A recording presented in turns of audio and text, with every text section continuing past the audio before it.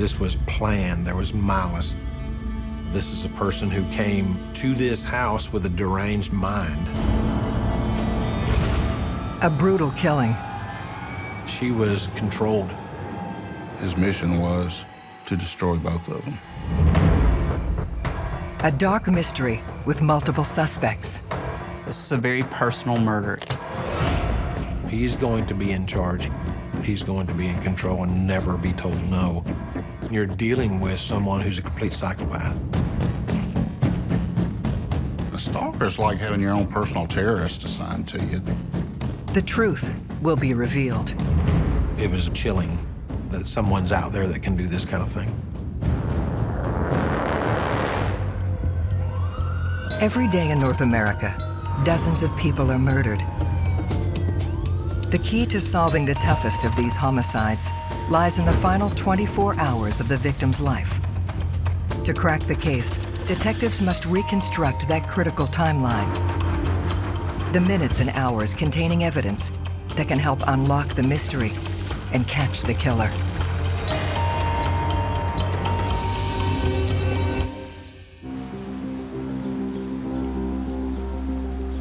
East Cobb,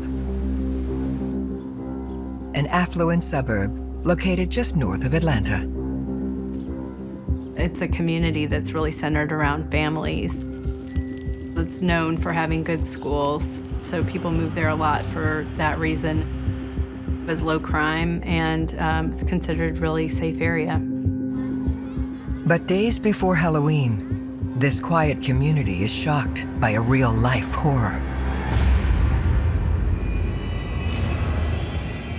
It came through as a 911 call. A little 5-year-old boy came home from school, and he was stabbed about 18 times in his chest. When you hear of a child who's injured by somebody, you're more with your foot through the firewall, driving as hard as fast as you can to get there. As detectives arrive on scene, 5-year-old Nick Smith is rushed to the trauma center. He was with a neighbor girl, Christina, who lived upstairs.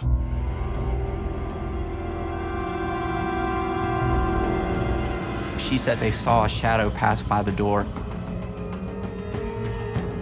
Assuming it was his mother, Nick ran into the room where a person grabbed him from behind and began violently stabbing him in the chest.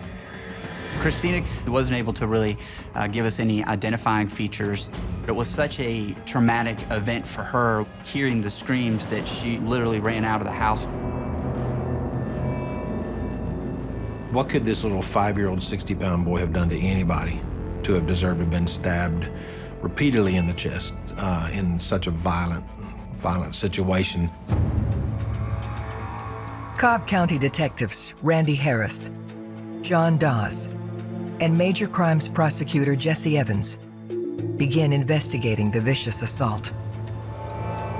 It was an older residence in an established neighborhood. You walk around the back side of the house, you see this sliding glass door that accesses the basement from the back. Is there a suspect still in the house? What else is going on? Has anybody else been injured?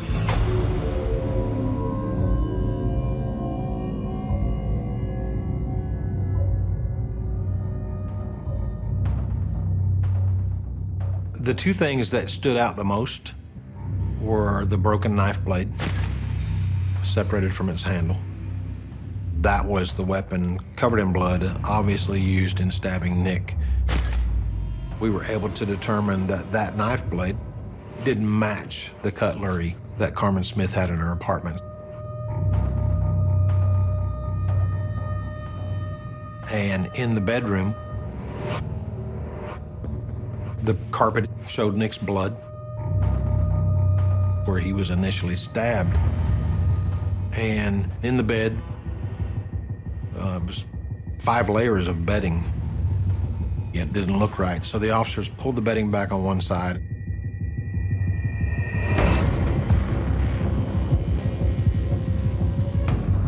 And there lies the lifeless body of Nick's mom, Carmen Smith.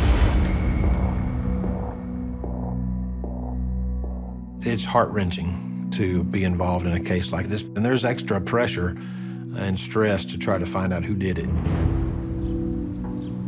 Police must uncover the details of the pair's final day. Establishing a timeline as it relates to the victim and the last hours of that person's life, critical in any investigation. It generally opens the doors for the detectives first to understand the lifestyle of the deceased. And from that, you will draw the information to try to solve the crime.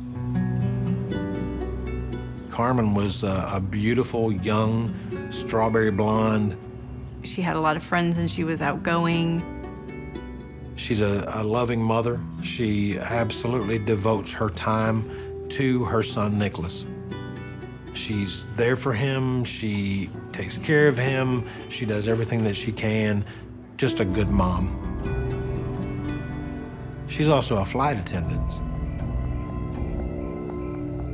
So she can be gone for a day or two or three at a time, depending on her schedule.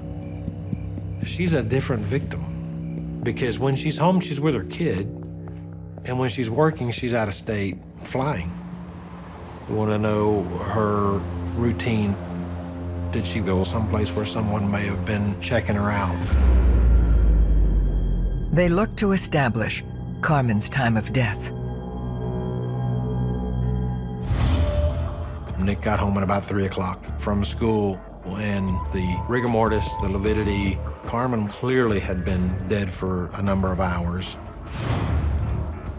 Everything told us that her death had occurred in the morning. That's significant. The assault on Nick didn't happen until much later, hours after she was killed and placed in the bed. The time frame between taking Carmen's life and then assaulting Nick the way he was assaulted was just odd. He intentionally waited on that child to come home because he could have left a long time earlier. So his mission was to destroy both of them. You start by saying, who would want to do this to Carmen? Who would want to do this to Nick? I'll be honest, I just couldn't think of a reason why a 5-year-old would be attacked. Detectives work the crime scene and examine Carmen's injuries for clues to the identity of her attacker. You collect anything and everything that could be evidence, blood or hair or any other forensic evidence, phone records. In that time, it took weeks, months to get the phone records.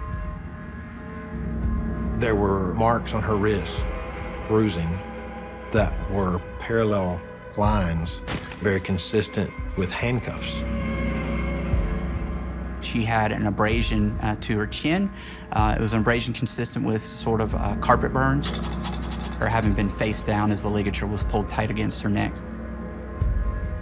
In addition to that, she had 2 small puncture wounds to her back, which would not be lethal, certainly would have been painful. The puncture wounds to her back were consistent with having been caused by an ice pick type instrument. And there was an out-of-place cord, almost like a cord that you would use for pulling some blinds back, that was there on the scene. It didn't match anything in the downstairs of this residence or even upstairs. It may have been the weapon that was used to strangle the life from Carmen Smith. We're talking about really 4 different weapons at a minimum here. You've got the ligature, you've got the knife that was used to stab Nick, you've got an ice pick, and you've got handcuffs that were being used to effectuate this crime as well.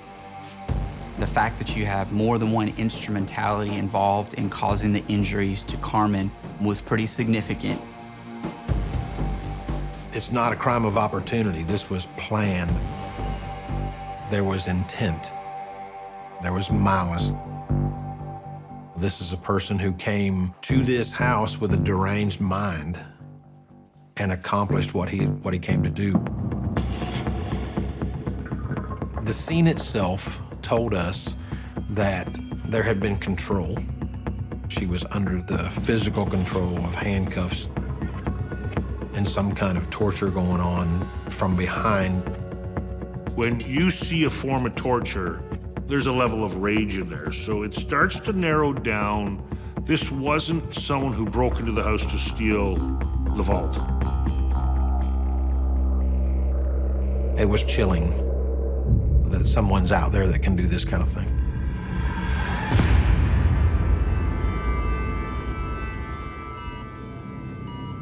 Police attempt to speak with Nick, hoping for a description of his assailant. The child was rolled out on the gurney, and I saw a massive amount of blood on his upper torso, and overheard an emergency room trauma doctor asking him what had happened. And what I heard at that time was, "Bad man hit me with a wok," in a child's language. And that was telling to me that this child is not even old enough to know what had happened to him. This little kid, adorable little kid, laying on a hospital bed, just medical hardware all over him, trying to fight for life. Nick fought and fought and fought. Most people that sustain that type of wound don't survive. Fortunately, none of the vital organs were penetrated. The child would be in and out of consciousness, and he was heavily medicated and was recovering.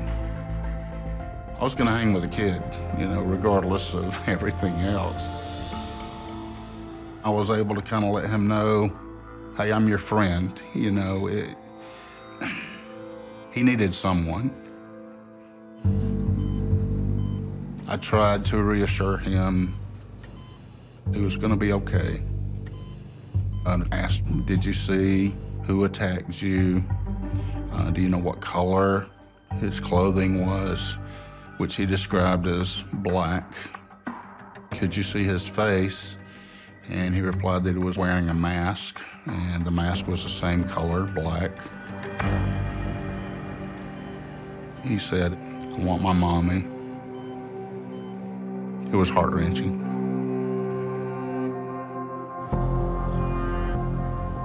They need to locate Nick's father. Mike Smith was the ex-husband of Carmen.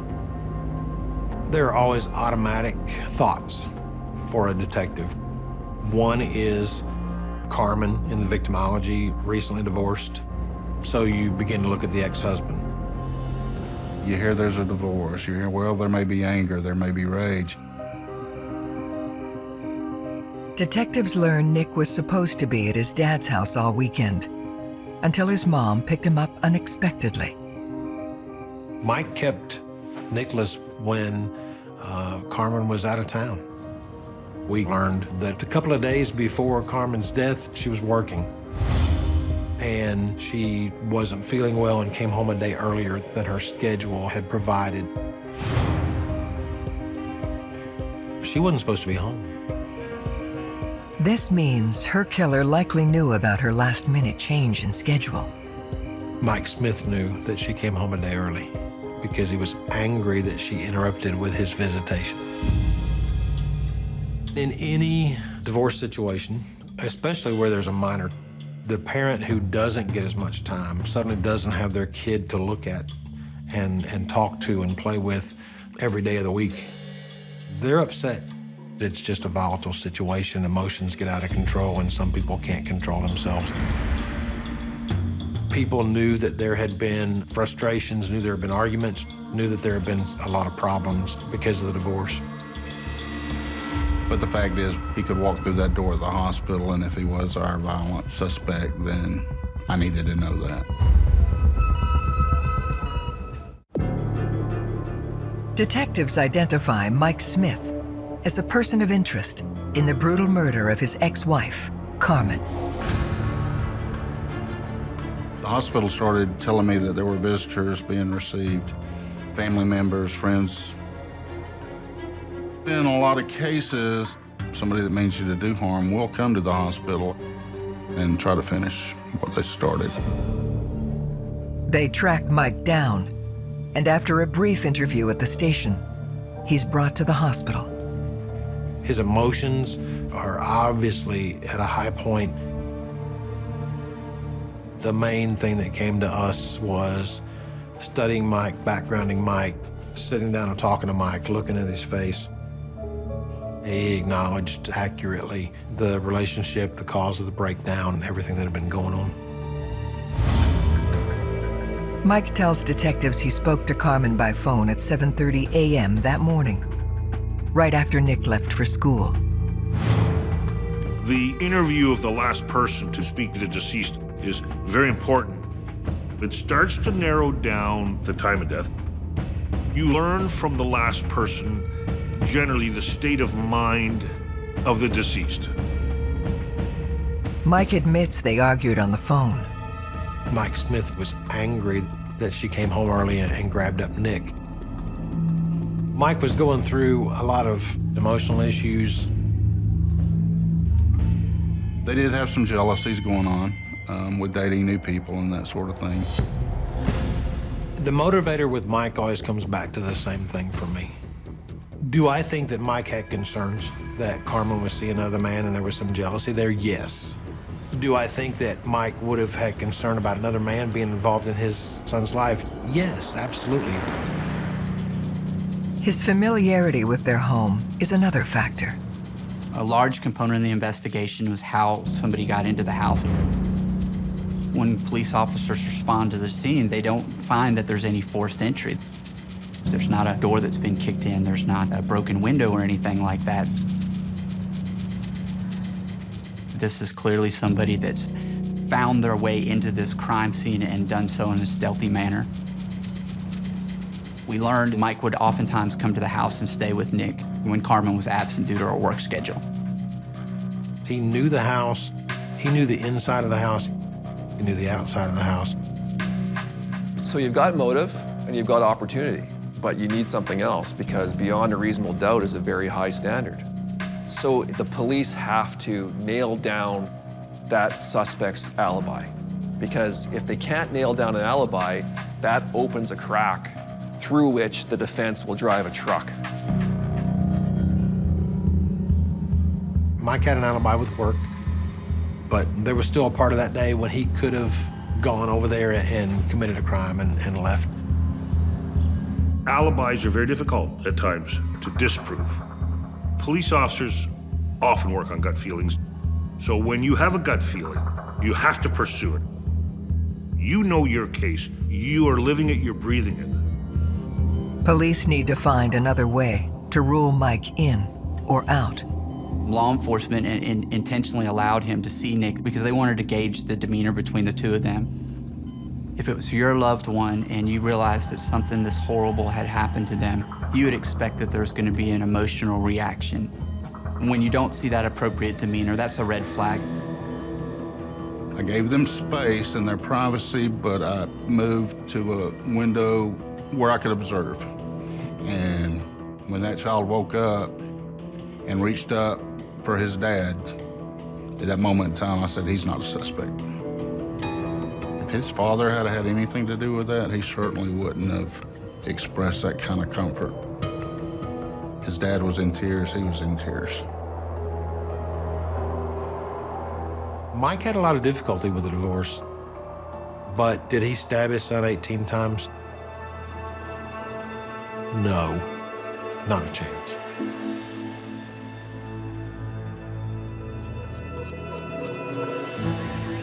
Detectives get word that forensic analysis of the crime scene has turned up a new clue. There were short black hairs on her body. So there was obvious personal contact from a person who didn't match Carmen's strawberry blonde hair or little Nick's solid white hair. If you have a hair with the follicle attached, there is sufficient DNA for testing. The difference between good DNA and bad DNA is quality and quantity. Quality means that you want to have well-preserved DNA. It's not going to be degraded. Quantity would be having a sufficient number of cells in order to amplify the genetic material. But in 1995, DNA were 3 letters that nobody knew what it meant. So even with a root the skin tissue involved at the end of a hair, it just wasn't enough from a scientific standpoint. On a mission to determine who the hair belongs to, police interview people who had access to Carmen's home, starting with Carmen's upstairs neighbor, Lottie Spencer. Lottie moved in a few months prior to the murder. She worked in a doctor's office and had a 10-year-old daughter. Christina was a few years older than Nick, but they rode the bus together and stayed in the same house, different portions of the house. Lottie and Carmen did have a unique setup in that they were both happened to be single moms living in this same house. There's really no evidence to show that they had any really close relationship or anything like that. It was more of a roommate type situation, one renting the top portion and one renting the bottom portion. Lottie tells police she left for work that morning just after 7 a.m., the same time Nick and Christina left to meet the school bus. She had heard from her daughter, Christina, what had happened and left work early to go to the house to check on her daughter. Lottie then reveals that Carmen's death may be somehow connected to an unstable individual from her past. Lottie was able to articulate for us a pretty terrifying series of events that have been going on for almost a full year in her life. Lottie and Wasim Dacre met playing paintball on the same team with each other. So they started off kind of getting to know each other in a social context. She said that she had initially reached out to him and tried to be a friend. She was trying to be like a big sister to him because he was confiding problems at home. At the time, Dacre was a 17-year-old student at Georgia Tech University. He started to become obsessed with her.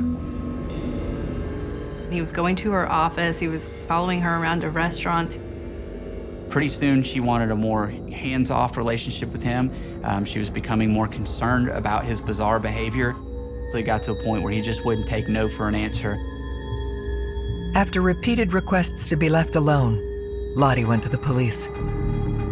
He was charged with harassing phone calls. There was a stalking charge against him. He was ordered to undergo some psychiatric treatment.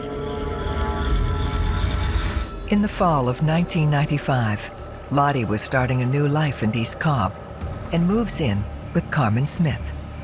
Lottie had just learned that Dacre had been released from a hospital. He was free to do whatever he wanted to. He's a stalker. And a stalker is like having your own personal terrorist assigned to you.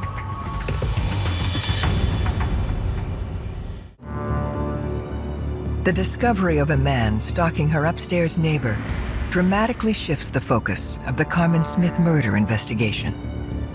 Law enforcement focused very quickly on wanting to find out where he was and to talk to him about his situation and talk about what he had been doing. Eventually, police located him at his parents' house.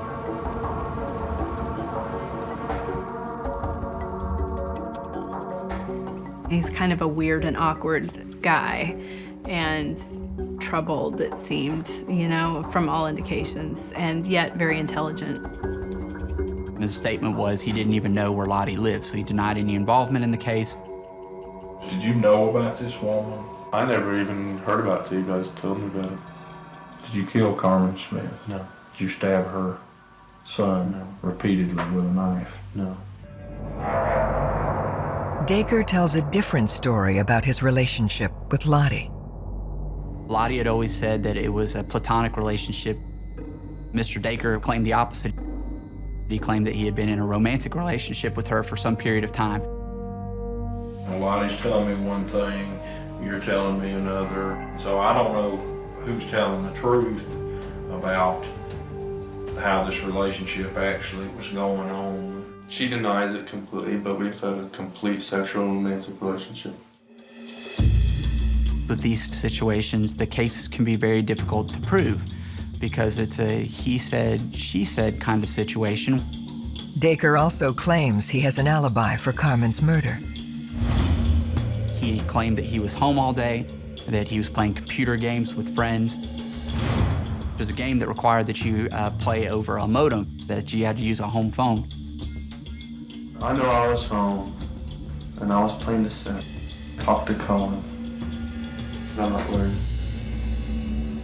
When we did finally speak to his friend, yes, indeed, he said that he had been playing this game with Mr. Dacre. His alibi appears solid, and a fundamental question still remains. Why Carmen Smith? What's his motive to cause any injury or the death of Carmen Smith? Everything that we looked at in the case told us that Carmen and Dacre probably wouldn't know each other if they saw each other on the street. Detectives turn their attention to other men in Carmen's life. We talked to family members about her lifestyle and people that she was seeing, people she had dated before. Carmen had just turned 30 years old, a very beautiful young lady. The police wanted to find out a little bit more about their background to see if they could have been a person capable of doing this to her. They learn about one individual Carmen had been spending a lot of time with lately. John was in communication with her. I believe he knew about her flight that weekend. John lived not too far away. He knew her routines, her schedules. He knew where she lived. John is brought to the station for questioning. When you interview someone, you're looking for a number of tells. Body language is just one of them, and it's a very small part. There's certain very basic defensive positions people take when they are not sure, when they feel threatened by the question. The crossing of the legs, the crossing of the arms. Will they look you in the eye when they're talking to you? When John was interviewed, he acknowledged his attraction to Carmen Smith. He acknowledged that they had been out. He talked about Carmen had confided in him. Carmen hadn't been divorced that long, and guys are stupid. We are what we are. So could there have been some jealousy that maybe she was seeing somebody else? Yeah. Detectives need to uncover exactly where John was the morning Carmen was attacked.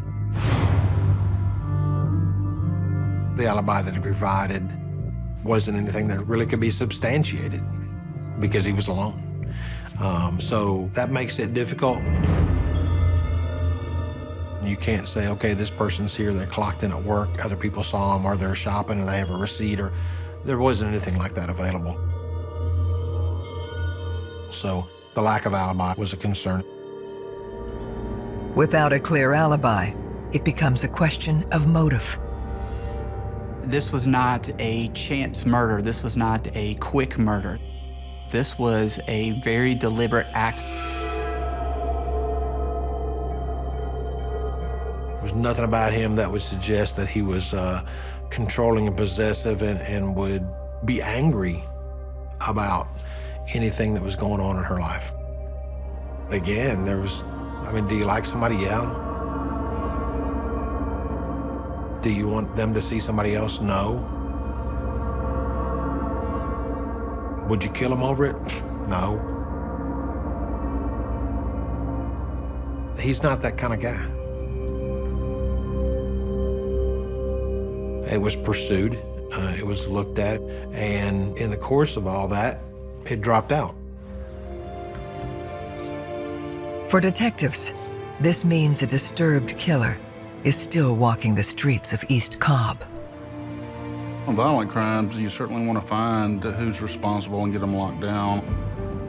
If you talk to most law enforcement professionals involved in working homicides, most of them would probably tell you that they expect that they're going to be able to solve their case quickly and be able to make sure that you can bring justice to your victim and make sure that the general public is protected from future crimes. One of the frustrating parts, though, is you don't have that crystal ball at the time to know whether this is a case that's going to go cold. I want to, as a personal matter and professional matter, make sure that I've done everything that I can to bring justice to Nick and to bring justice to Carmen. I remember the stress and I remember the focus in the office. This is it. You live it, you breathe it, you eat it, you sleep it or don't sleep it. I don't sleep much. It's an overwhelming burden. You have to do everything. And in order to do that, you have to live that case. That victim is mine. Carmen and Nicholas Smith are mine. After weeks of waiting, they receive a key piece of evidence. Probably one of the first times that law enforcement had obtained phone records in a case like this. Remember, in 1995, it was a very difficult task to figure out whose number was called. Within the massive paper trail lies a shocking clue. There were calls made from inside the home that day. One call was placed from the downstairs portion of the house, Carmen's portion of the house, upstairs to Lottie's portion of the house. And the records clearly showed to us that this call was placed after she had been murdered.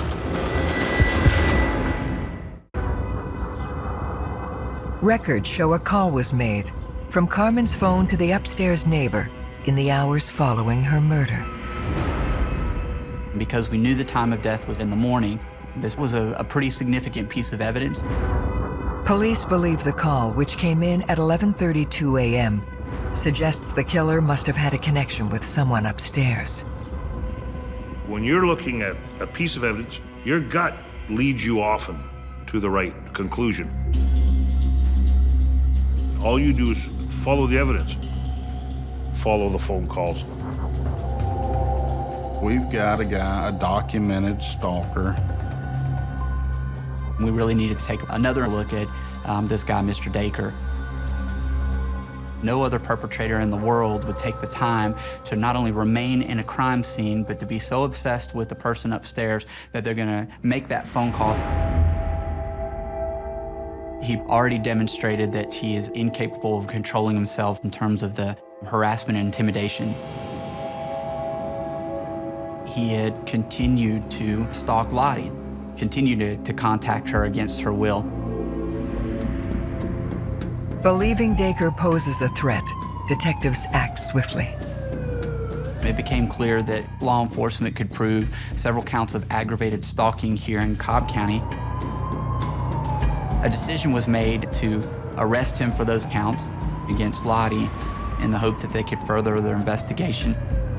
There was never a, we can't get him for this, so let's get him for this. The aggravated stalking was an obvious crime, and it's a dangerous crime. He was brought to the police station. He continued to deny knowing Carmen. As part of his arrest, Dacre provides blood and tissue samples. Police also execute a search warrant of his home.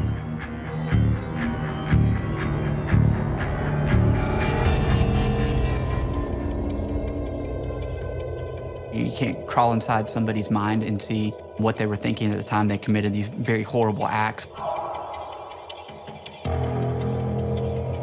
But you can sort of get a glimpse of it by understanding what their lifestyle's like and what they were involved in. In his house, there were thousands of images of pornography that were found on a laptop. A lot of the images involved binding up and torturing women, which matched almost identically to the type of crime that we were dealing with.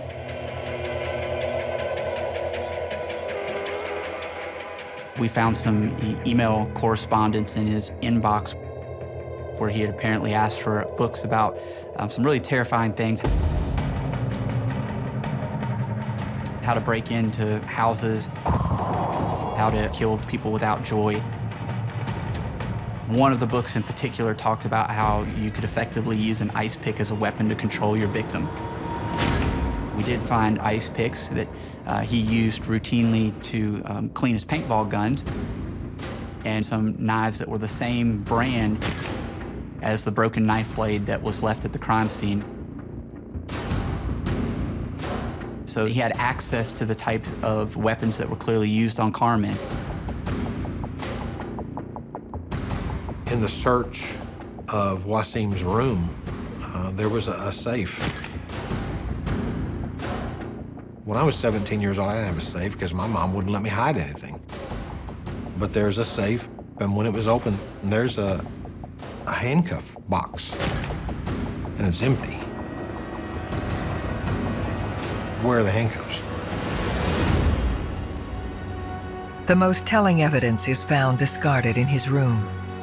A couple of letters that were found in a trash can. He was writing about his thoughts about Lottie, one of which was particularly chilling. It was ripped up, where he closed the letter by basically saying that he had a foolproof plan to get back at Lottie, but that he was going to somehow let her live. My impression is that he wanted to cause Loretta Spencer Blatz more pain than she could tolerate without putting physical pain on her. You start to understand that this might be a case of displacement, where an offender is clearly taking out his anger against one person and using it against somebody else.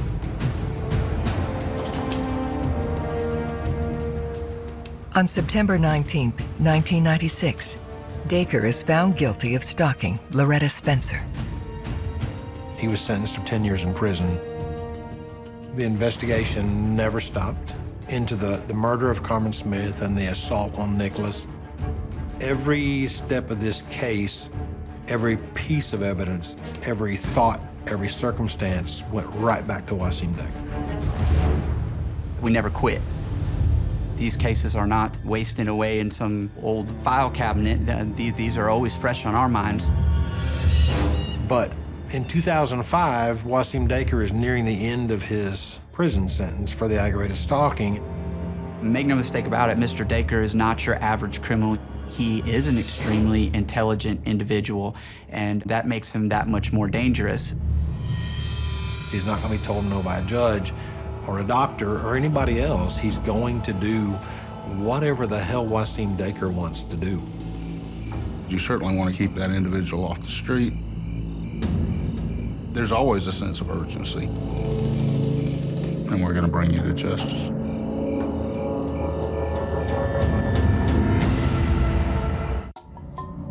Police are convinced Wasim Dacre is the man responsible for the murder of Carmen Smith and the brutal assault of her young son. Now, they have to prove it. He's a dangerous individual. Once he was released from prison, he's going right back to Lottie. So he was released in 2005. He was out amongst us. There's extra pressure and stress to try to grab him up. Our best evidence in this case was hair evidence that we hadn't been able to do anything with. It was crucial where this evidence was located. It wasn't just found at some area of the crime scene. It was literally recovered from the body of Carmen Smith underneath her shirt. By 2009, DNA testing has dramatically improved. Some of the hair evidence that was preserved on the slides from 1995 had biological material, root. We sent those hairs to a private company in Texas so that they could obtain a profile. Detective John Dawes delivers the sample personally. It was quite a day leaving Atlanta before daylight, maintaining the evidence with me in a hotel room that night, knowing the importance of it and the value of it. And it worked.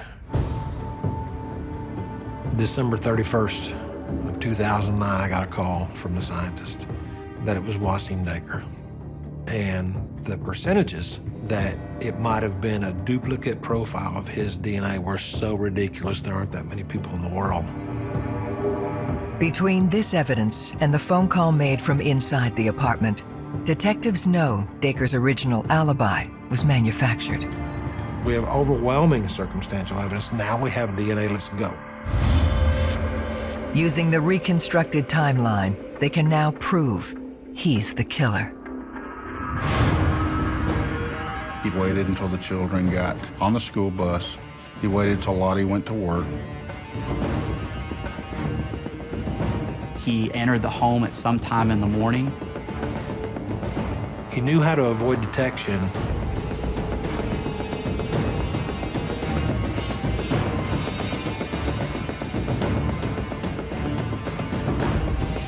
We know that at some point she was placed in handcuffs.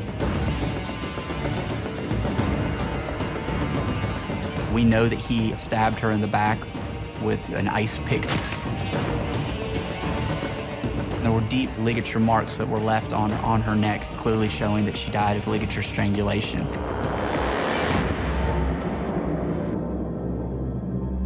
He went there to commit a heinous assault. He's absolutely a conscienceless, unremorseful killer.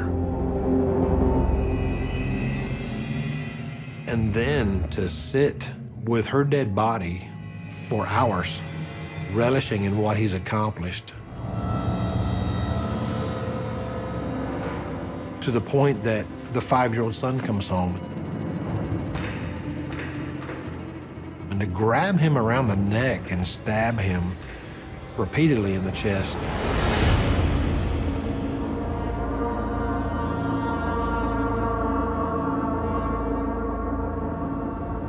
On September 13th, 2012, Wasim Dacre, acting as his own lawyer, pleads not guilty.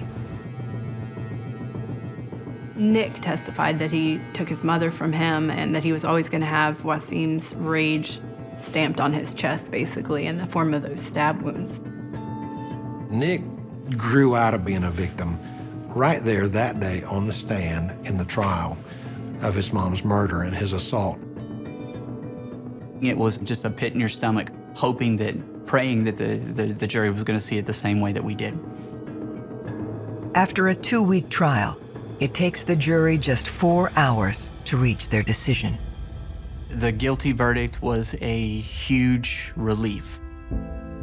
It was a relief to my team. It was a relief to John Dawes, and to be able to look Nick in the eyes and be able to confirm for him that we had finally done what we hadn't been able to do for so terribly long, which is to not only hold the person accountable that took his mother away from him, but to hold the person accountable that had dramatically impacted his life. That is the best thing that I'll ever receive from a case that we got through. Wasim Dacre is sentenced to life in prison, plus 47 years. His latest appeal was denied in 2016 by the Georgia Supreme Court. This case was an honor and a privilege to be a part of. It was sheer effort, but the best of some of the hardest working people that you've ever seen. And I believe that's our role as homicide investigators, is to speak for the dead, because, you know, damn it, there's a story to be told. And just because you took somebody's life doesn't mean we're not going to tell it.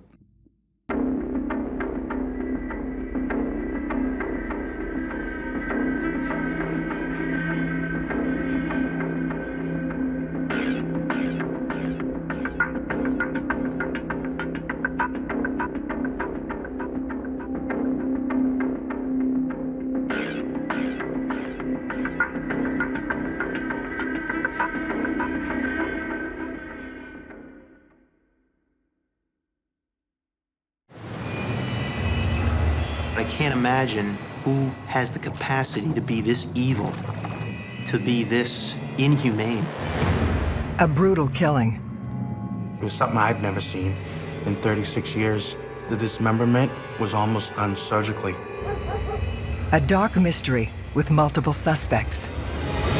Right away, it gets you thinking along the lines of a serial murderer. If you looked at his eyes, you could tell that he was a psychopath. Anybody that she had contact with that night could have killed her. The truth will be revealed. This was truly a whodunit. Every day in North America, dozens of people are murdered. The key to solving the toughest of these homicides lies in the final 24 hours of the victim's life. To crack the case, detectives must reconstruct that critical timeline. The minutes and hours containing evidence that can help unlock the mystery and catch the killer.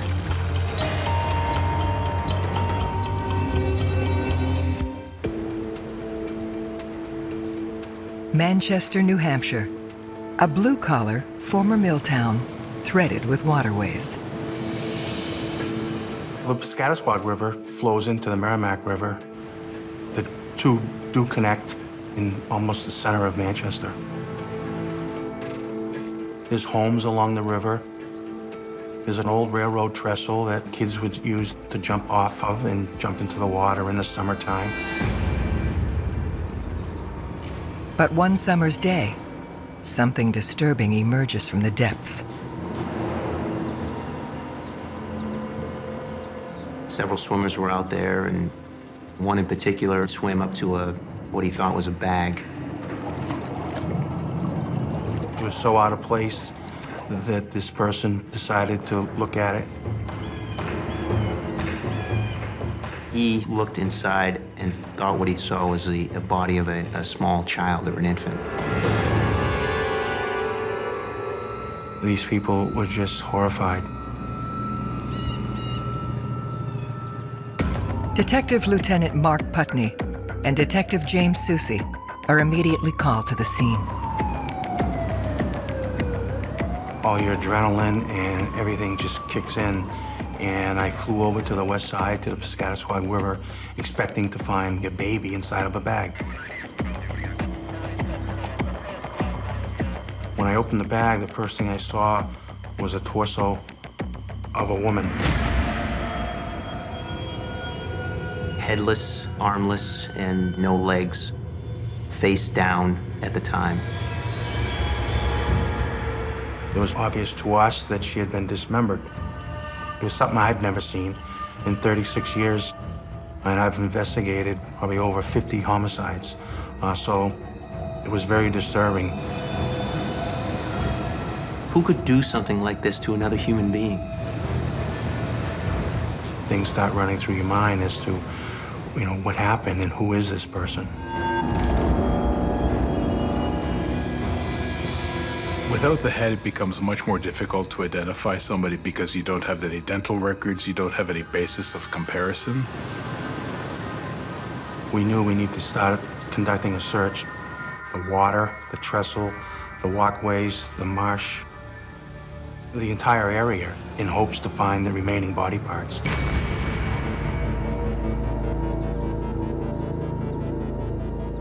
You're obligated to search as much as you can for body parts. I mean, that brings closure to the family on one side, but also may provide evidence. When we didn't find the rest of the body, we assumed that it happened at some other location and the body was dumped there.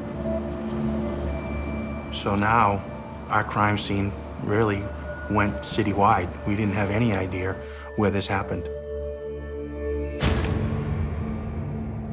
An examination of the torso yields a key detail. She had a tattoo on her right shoulder that had the first name of Mary. They immediately cross-reference the name with the town's recently disappeared and get a hit. Mary Stetson was reported missing that morning by her oldest daughter, Tamara.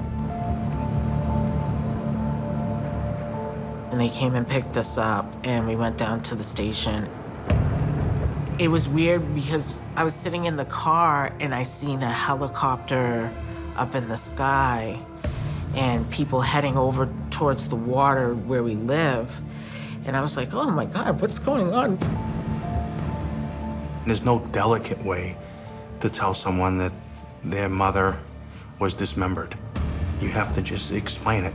And yeah, it's something that you don't forget.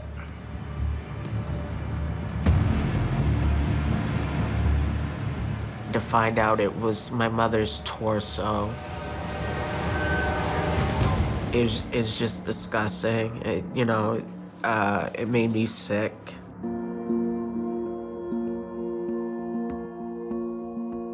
That's when my life changed,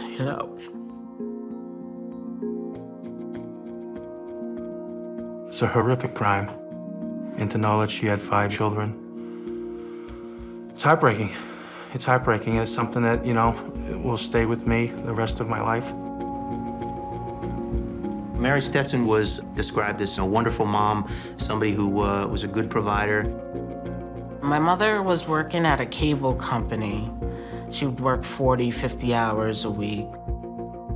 She was tall, long legs, Just beautiful, inside and out. Her oldest daughter, Tamara, gave information that her mother had gone out on the night of the 18th, and that since that night, her mother never returned home. She said that was very unusual. She was last seen at 5:45 on the 18th and discovered on the 20th. Creating a timeline is critical to any police investigation. Without a timeline, it's often difficult, if not impossible, for police to create a suspect list, and it makes it almost impossible for murder to be solved. From the moment she was killed into the moment she was disposed of was probably over a 24-hour period. We determined that the death probably occurred late on the 18th, early on the 19th. Narrowing it down further will prove a challenge. When finding a body in water, it can prove difficult in determining cause of death and time of death. Being submerged in water may accelerate the internal changes in the body and cause decomposition at an advanced rate than it would outside the water. You also may have fish plucking out the hair and taking pieces of skin off the body. You also may have artifact from motorboats. The propeller can make deep cuts in the body to make it look like there was stabbing or cutting before they died. But the injuries to Mary's torso point to something far more deliberate. The medical examiner of New Hampshire did an autopsy, and he was able to determine that she died of multiple stab wounds, I think 12 to be specific, to her chest cavity. That tells me that somebody was very angry, extremely upset, and determined to kill this person, that it wasn't something that was an accident or a random act. It clearly seemed like it was a personal attack. Something, I think we would characterize as, vicious, evil. The frenzy of that attack contrasts with what the killer does next. The dismemberment was almost done surgically. The cuts were very clean, right through the flesh and right through the bone. It didn't look like it was done by, to me, an amateur. What that says about the mindset of the person is that they have this willingness not only to kill, but to get up close and personal and chop somebody into little bits. You're already looking for a certain type of person. It takes a lot of strength, even if you know what you're doing. So the person you look for is likely male. That could be someone in the medical profession. That could also be someone who is a butcher. We were looking for someone who had the capacity and the knowledge to dispose of a body, to throw off investigators, to both the victim and the suspect. And also someone who was so completely evil and depraved that could do something like this to another human being. It gets you thinking along the lines of a serial murderer.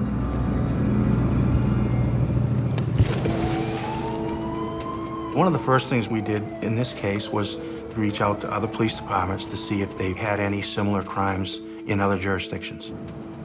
So we were looking for a similar pattern. There were no other cases that matched this case. Detectives shift the focus to Mary's relationships to locate anyone she had contact with prior to her murder. Most murders are committed between people who know each other in one capacity or another, and I call them crimes of passion. We really needed to uncover every corner and lift up every stone and specifically get into the details of her life and what she was about and who she socialized with.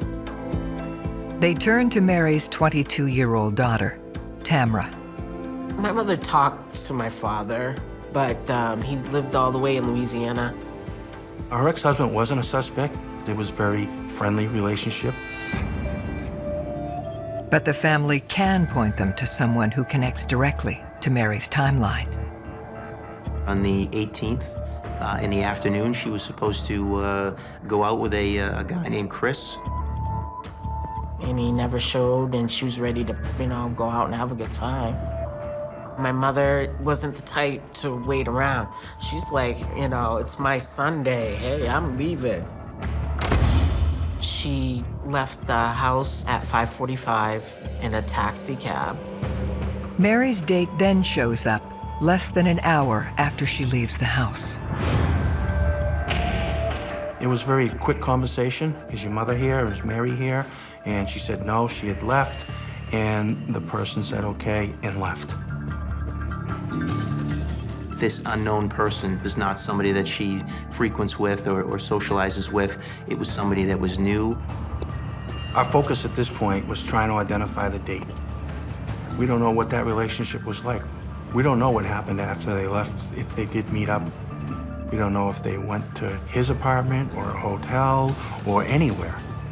Potentially, there could have been some type of argument where it could turn violent.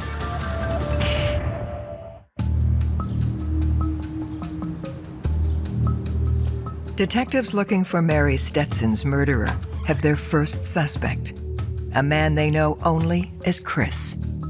The family provided us the description of the person that showed up at her home. He was a white male. He had blue eyes and blonde spiked hair, slender build. We brought in a forensic artist and sat down with her. She was able to provide us a sketch of who this person was. So we take the composite sketch, and we wanted to get this information out so that we could start generating tips. When you're dealing with homicide, the media is your friend. As much as they want information from you to make the 6 o'clock news, you need them to also get messages out to your witnesses, maybe to your suspect. But I just didn't like the fact that she was all over the place. Didn't sit well with me at all. The composite sketch is widely distributed, but Mary's date does not come forward. We had no one that jumped out at us and said that, you need to take a real hard look at this person. It was very disappointing because here's somebody that was knocking at Mary's door 2 days before she's discovered, and for the person not to come forward immediately was very concerning to us. This person seemed as if it just dropped off the face of the earth. Police move on to examine the next stage in Mary's timeline. Mary was picked up by a local cab from her Kimball Street address and was taken downtown to a local bar. We conducted an in-depth interview with that driver who confirmed that he had dropped her off, and he in fact saw her leave the cab and walk towards the bar. Mary arrived at the bar at approximately 6 p.m. in the evening. It's a popular joint on Lake Avenue.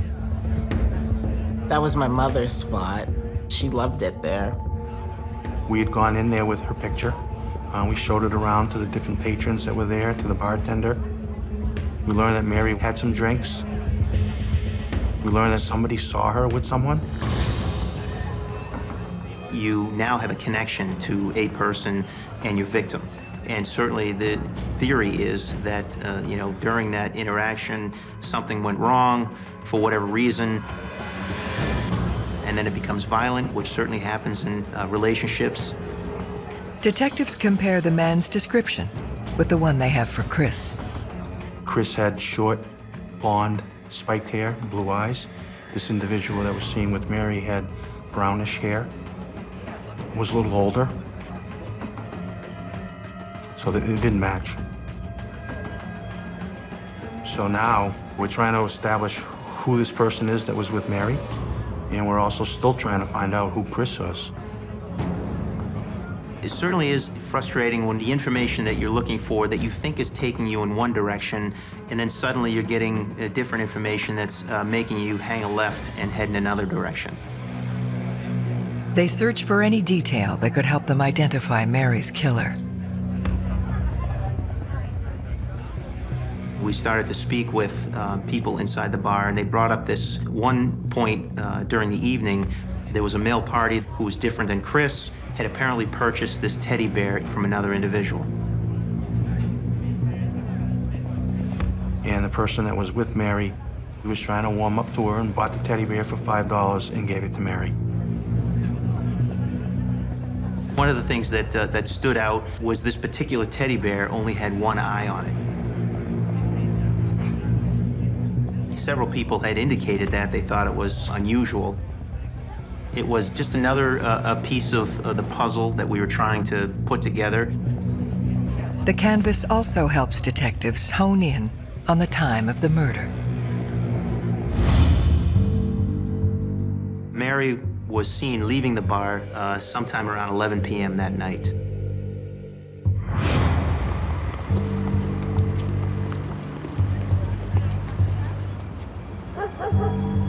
At that point, Mary's trail runs cold. Aiming to generate new leads, they look further back in her timeline. The family told us earlier that day that she had been to this market, which was in the neighborhood.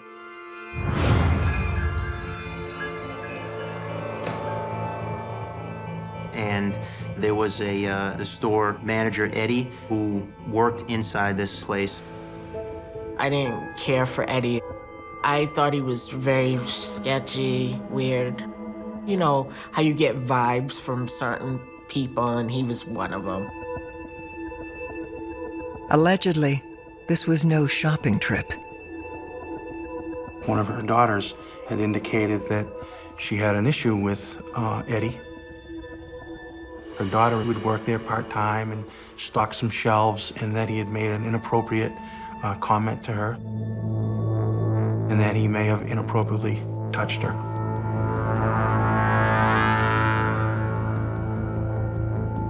My mother found out about it and was really, really livid. It's a very volatile situation when someone has a revelation that their daughter has been possibly molested. I wondered if he had something to do with her disappearance.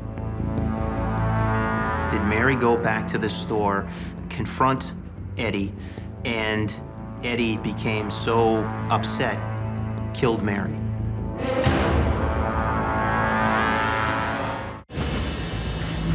An alleged confrontation between Mary Stetson and a store manager named Eddie sparks the interest of detectives. Based on what Mary's daughter told us, we were concerned. Eddie could possibly be a suspect here. The detectives went there and they spoke to him. They tried to get an alibi from him, what he did that night, get a timeline.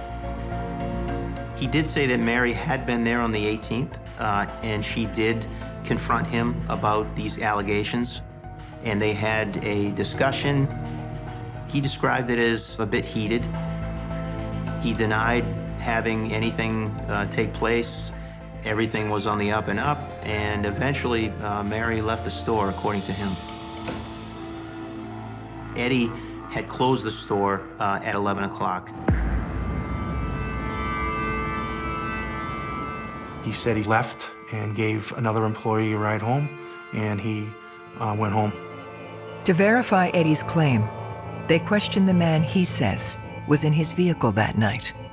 Billy Johnson was another employee in the store. He was a bit of a transient, too. I believe he may have even stayed from time to time in the basement of that place. Rather than providing clarity, Billy's statement confuses the picture even further.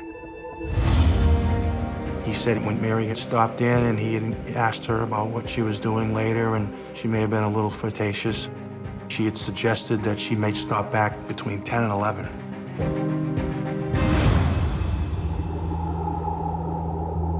We had known that Mary was kind of a social butterfly, so it wasn't really all that unusual for her to agree to go out on a date. But the contradiction that we faced was the fact that she went to the store to confront Eddie about these allegations of sexual assault against her daughter. And while she's there, during some time frame, she has interaction with Billy, and she agrees that she's gonna have some kind of date with him later on in the evening. It just, you know, it didn't add up, it didn't make much sense. As they probe deeper, allegations surface that may explain the contradiction. People in the neighborhood said that Billy was a daily alcohol consumer, and he'd have these spans of time that he couldn't remember or just didn't make sense. When you're talking to somebody like that, you don't know what they remember and what they don't remember. Then, they discover something even more disturbing. We found that Billy worked in a butcher shop and was familiar with the process. When you hear about what took place and you see the manner in which the death occurred, you put two and two together and you say to yourself, this guy certainly has the potential to be a good suspect. With conflicting accounts of Mary's actions, police want to see exactly what happened in the store. There was CCTV video, and the camera wasn't working that night. That clearly did send up a flag that, you know, was it just coincidental? Was it on purpose? Did Eddie create a malfunction with these cameras to hide something from the police? Certainly there was a potential for a motive, for, you know, something bad happening. Either Eddie or Billy or both having the potential or even the capacity to do this crime and having the MO for our murderer. If we had more concrete evidence from this closed-circuit TV, if we've seen Mary arrive, I mean, that could really turn into something else. Unfortunately, we didn't have that evidence. So we have to work hard to corroborate their stories and see if they have any alibis that fit.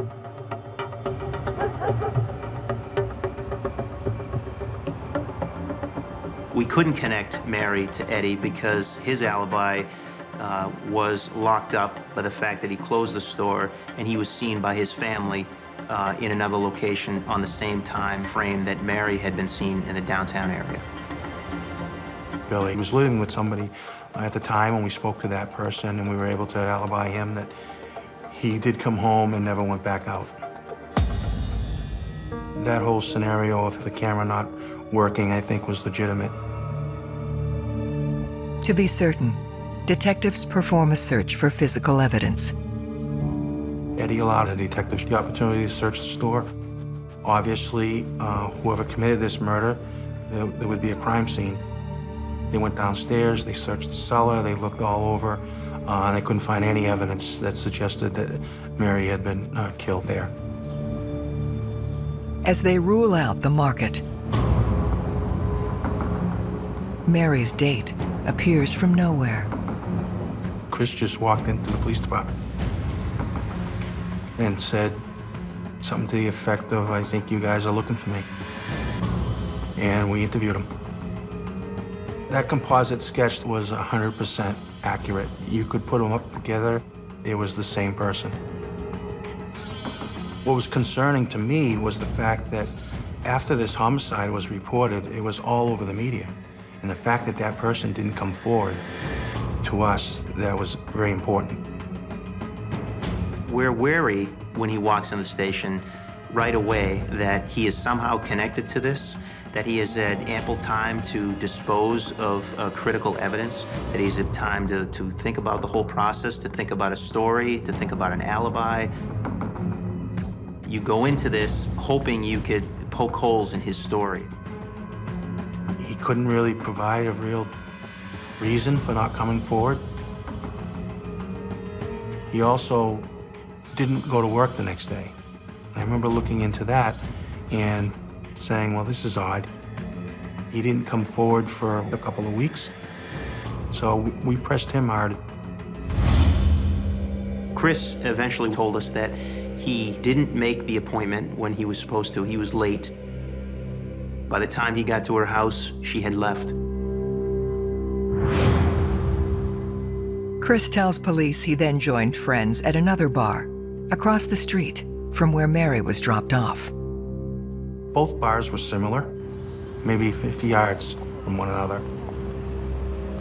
We confirmed his alibi by speaking with the friends that he was with that night who corroborated that information. And in fact, he was with them, so he couldn't possibly have been where she was. He also provided us an alibi as to where he spent the night that night, and we were able to find the person that he spent the night with. He was cleared as a suspect.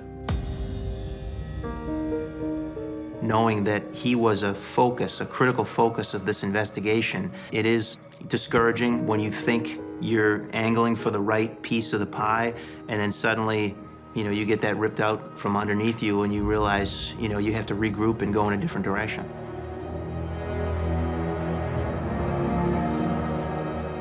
I mean, people were on edge. They talked about it in the schools and on the news, and it didn't matter if we were exhausted. It didn't matter if we had other things on our plate. But it became increasingly frustrating. The more information that we got, the more of kind of a question we had in the back of our heads as to who this suspect was. Were we ever going to get to the right person? Were we going to locate that person in time to prevent maybe another tragedy?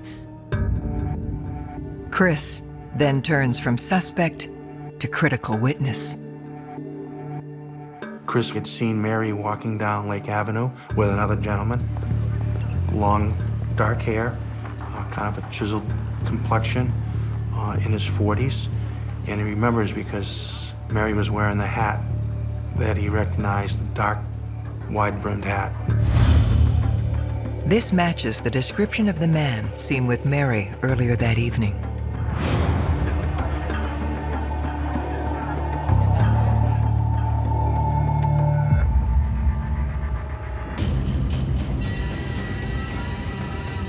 More determined than ever, detectives renew their efforts with the media. You never get tired of tips, especially on a whodunit. And this was truly a whodunit. They get a break. A caller claims Mary was hanging out with a guy known only as Razor. He told us that Razor would use a knife. And he was very skilled with it.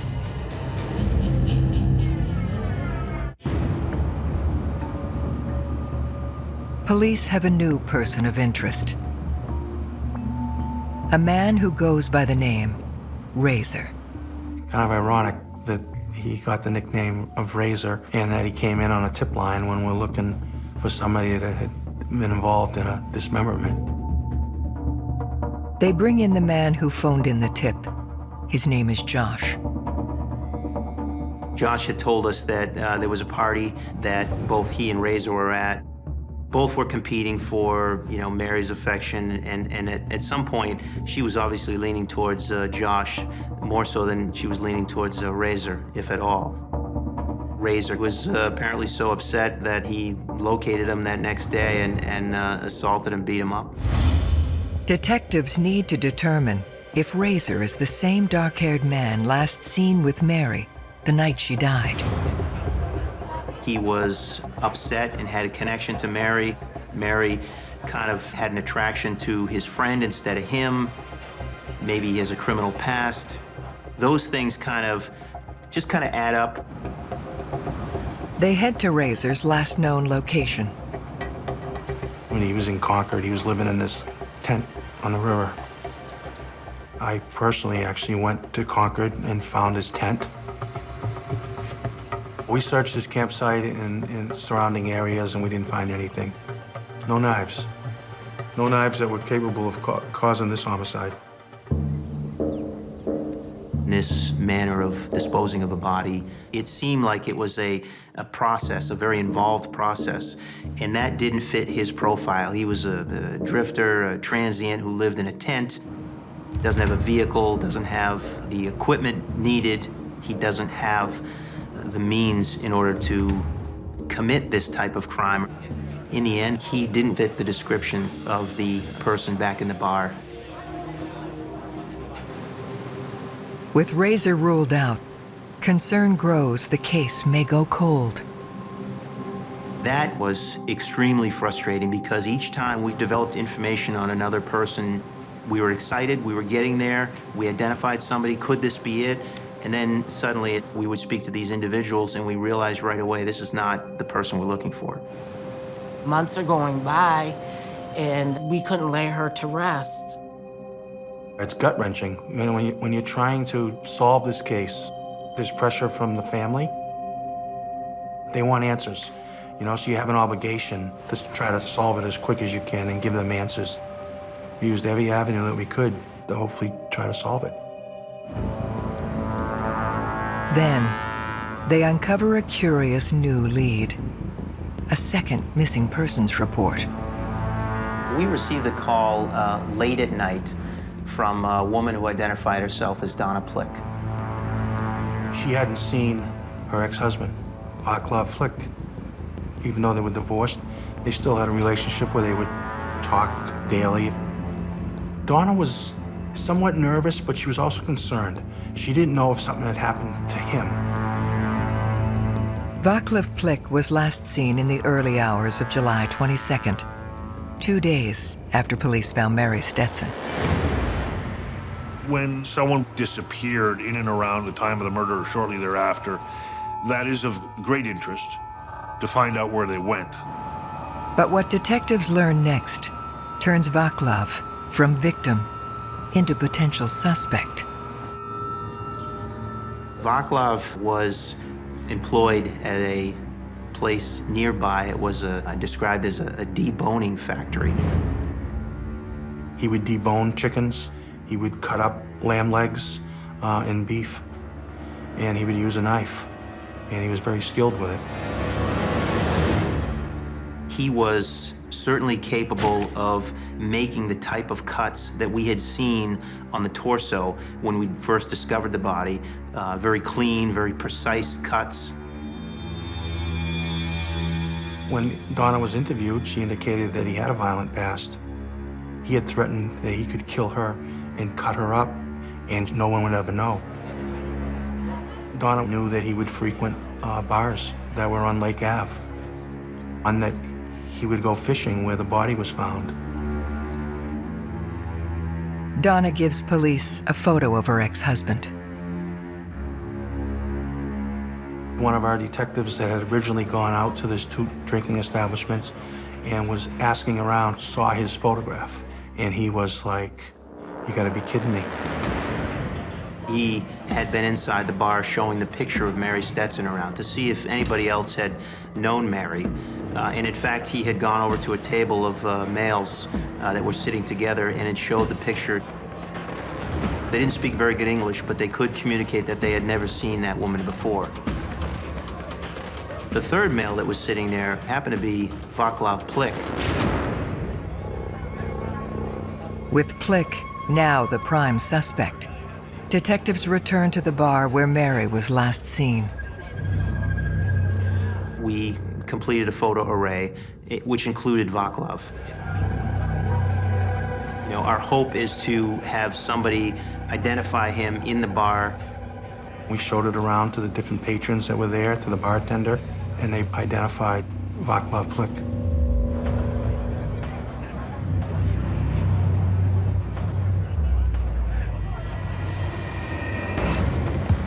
They need to determine what happened in the hours after Mary and Plick left the bar. Well, we started canvassing the neighborhood where Donna showed us this apartment. And there was a neighbor that we spoke to that knew Vaklav. She had seen Vaklav arrive at the apartment with a female who was similar in description to Mary on the night she disappeared. So when we initially came to the apartment, 2 of us entered through the common hallway in the front. One of the first things we saw was what appeared to be dark stains on the wall, leaving the front of the apartment outside the common hallway and heading towards the exterior door. The stains that we tested did test positive for the presence of human blood. That gave us probable cause to get a search warrant. It was very interesting what we found in that apartment. When you first go in and just look, you wouldn't think that anything had happened there. Everything appeared normal. And then as we looked in further, we determined that there was evidence that not only pointed to this Vaklav Plick as our guy, our suspect, but connected him right away to our victim. On the bed was a rimmed hat. That's Mary's hat. Not only that, there were several teddy bears inside that apartment. One in particular that was missing an eye. All crime scenes are strange, but to see the hat sitting on a bed that was perfectly made, and to see this teddy bear without an eye was just, you know, here's the case. Kind of made the hair on the back of your neck stand up.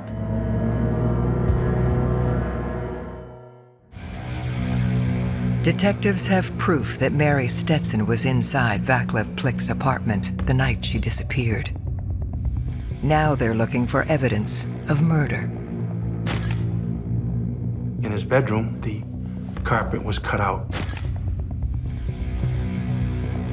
I mean, that's consistent with something happening, something staining the carpet, and then the carpet having to be removed right away.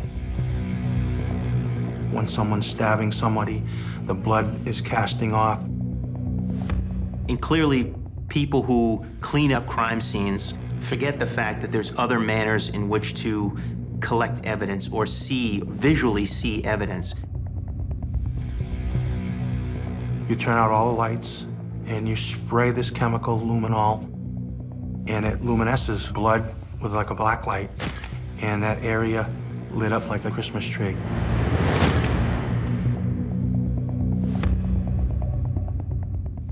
There was blood on the bedspread.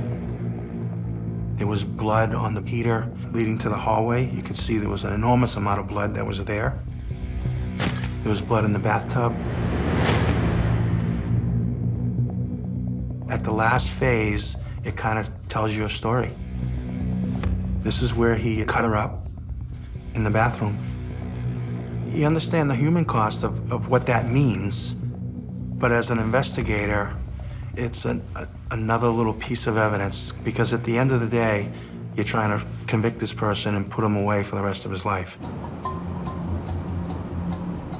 After a nationwide manhunt, they ambush Vaklav Plick outside a gas station in Austin, Texas. We didn't know if he was armed. We knew certainly what he was capable of. So we waited outside, and I pretended I was pumping gas, and as he walked out, we grabbed him and arrested him. I was so happy and relieved because this man was caught, and he wouldn't be able to do it again to some other woman. As they grill Plick for a confession, they now have a complete timeline of what happened the night Mary died. Mary left her apartment about 5:45. She traveled in a cab to a local bar. There, she met with Vaklav. They had some drinks at this bar, and he purchased a teddy bear for her. They then left that bar and headed back towards Vaklav's apartment on Orange Street.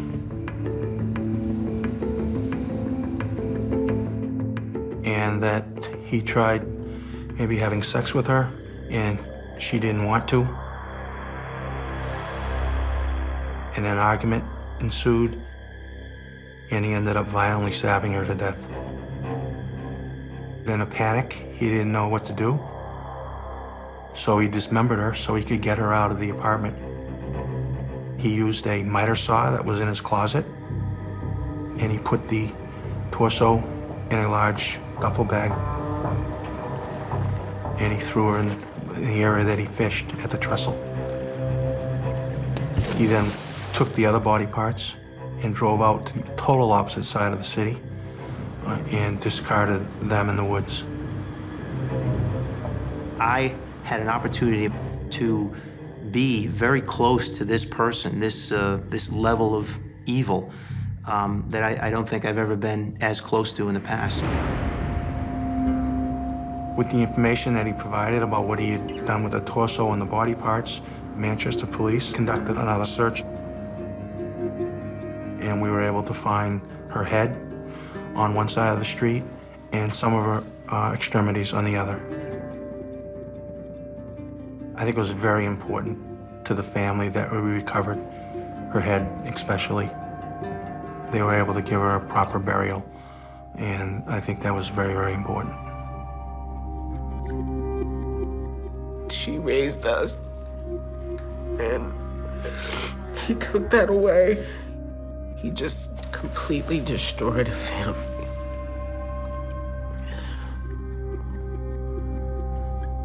On November 14th, 2000, Vaklav Plick is convicted of Mary Stetson's murder and sentenced to life in prison without parole. I just remember when the verdict came back guilty, how emotional it was, even for me.